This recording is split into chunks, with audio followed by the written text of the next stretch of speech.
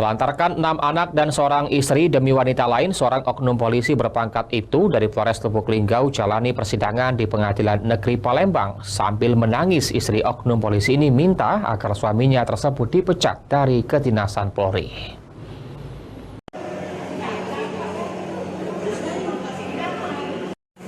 Ibtu Haji yang bertugas di Polres Lubuk Linggau harus duduk di kursi pesakitan sebagai terdakwa dalam dakwaan menelantarkan anak dan istrinya selama 2 tahun lebih dan juga kekerasan dalam rumah tangga di persidangan Pengadilan Negeri Palembang. Dalam persidangannya, pemeriksaan perkara terdakwa yang diketuai oleh Majelis Hakim Mangapul Manalu MH, jaksa menghadirkan 2 orang saksi, satu diantaranya istri terdakwa DA yang juga saksi pelapor.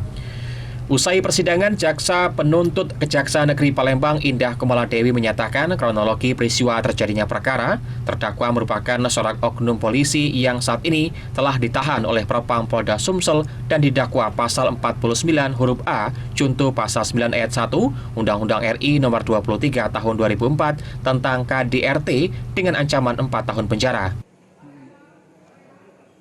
Sejak tahun 2020 hingga sekarang tidak pernah memberi nafkah.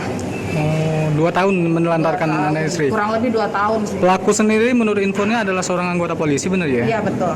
Tugas di mana yuk? Sekarang sih tugasnya Pak di Polda. Oh, sudah di Propam ya?